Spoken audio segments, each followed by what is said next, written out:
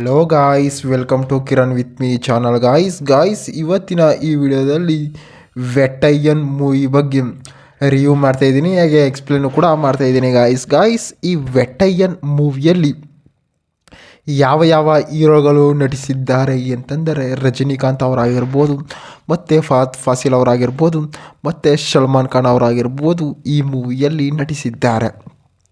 ಮತ್ತು ಈ ವೆಟ್ಟಯ್ಯನ್ ಮೂವಿಯ ಬಜೆಟ್ ನೋಡೋದಾದರೆ ಸುಮಾರು 300 ಕೋಟಿ ಬಜೆಟನ್ನು ಹಾಕಿದ್ದಾರೆ. ಮತ್ತು ಈ ಮೂವಿಯ ಬಾಕ್ಸ್ ಆಫೀಸ್ ಕಲೆಕ್ಷನ್ ನೋಡೋದಾದರೆ ಸುಮಾರು 250 ಕೋಟಿ ಕಲೆಕ್ಷನ್ ಆಗಿದೆ ಅಂತ ಕೂಡ ಹೇಳ್ಬೋದು. ಮತ್ತು ಈ ವೆಟ್ಟಯ್ಯನ್ ಮೂವಿಯು ಯಾವ ಯಾವ ಭಾಷೆಗಳಲ್ಲಿ ತೆರೆಗೊಂಡಿದೆ ಅಂತಾರೆ, ಮೇನಾಗಿ ತಮಿಳಿನಲ್ಲಿ ತೆರೆಗೊಂಡಿದೆ, ಮತ್ತು ತೆಲುಗಿನಲ್ಲಿ ತೆರೆಗೊಂಡಿದೆ, ಮತ್ತು ಕನ್ನಡದಲ್ಲಿ ಕೂಡ ಡಬ್ ಮಾಡಿದ್ದಾರೆ ಅಂತ ನಾವು ಕೂಡ ಹೇಳ್ಬೋದು.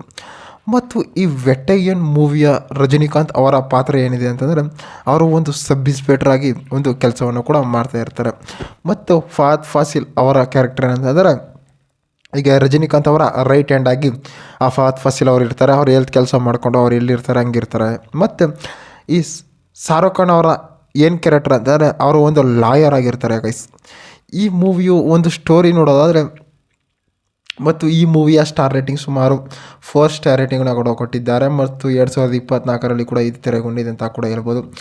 ಮತ್ತು ಈ ಮೂವಿಯಲ್ಲಿ ಸಾಂಗ್ಸ್ಗಳಾಗಿರ್ಬೋದು, ಮತ್ತು ಬ್ಯಾಕ್ಗ್ರೌಂಡ್ ಮ್ಯೂಸಿಕ್ ಆಗಿರ್ಬೋದು, ಡೈಲಾಗ್ಗಳಾಗಿರ್ಬೋದು ಮೂವಿಯಲ್ಲಿ ಸಖತ್ತಾಗಿ ಕೂಡ ಕೊಟ್ಟಿದ್ದಾರೆ. ಮತ್ತು ಈ ವೆಟ್ಟಯ್ಯನ್ ಮೂವಿಯ ಸ್ಟೋರಿ ನೋಡೋದಾದರೆ,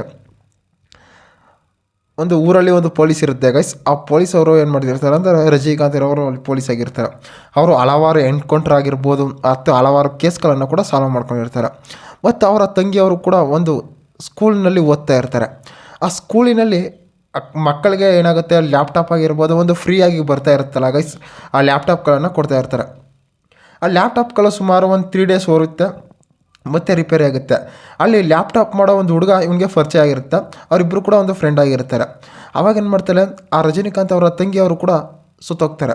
ಆ ಮರ್ಡ್ರ್ ಮಾಡಿರೋದ್ರಿಂದ ಏನಾಗುತ್ತೆ ಅಂತಾರೆ, ಅಲ್ಲಿ ಹೋಗ್ತಾರೆ. ತಿರ್ಗಾ ಕೂಡ ಅಲ್ಲಿ ಕೇಸನ್ನು ಕೂಡ ಓಪನ್ ಮಾಡ್ತಾರೆ. ಅವಾಗೇನು ಮಾಡ್ತಾರೆ, ಈ ರಜನಿಕಾಂತ್ ಅವರ ತಂಗಿ ಇರ್ತಾರಲ್ಲ, ಅವರ ಫ್ರೆಂಡ್ ಇರ್ತಾನಲ್ಲ, ಅವನು ಕೊಲೆ ಮಾಡಿದ್ದಾನೆ ಅಂದ್ಕೊಂಡು ಅವನನ್ನು ಕೂಡ ಹೋಗಿ ಅರೆಸ್ಟನ್ನು ಕೂಡ ಮಾಡ್ಕೋತಾರೆ. ಮತ್ತು ಅವನು ಕೂಡ ಅವ್ರ ಅಮ್ಮ ಅವರನ್ನೆಲ್ಲ ಕೂಡ ಬಿಟ್ಬಿಡ್ತಾರೆ.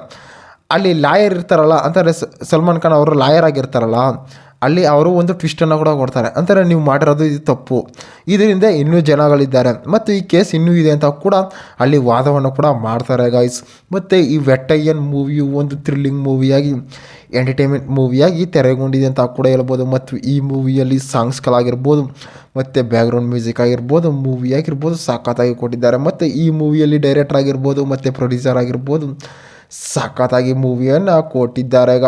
ಗಾಯ್ಸ್ ಇದೇ ರೀತಿ ಮೂವಿ ಅಪ್ಡೇಟ್ಗಾಗಿ ಕಿರಣ್ ವಿತ್ ಮೀ ಚಾನಲ್ನ ಸಬ್ಸ್ಕ್ರೈಬ್ ಮಾಡ್ಕೊಳ್ಳಿ ಗಾಯ್ಸ್.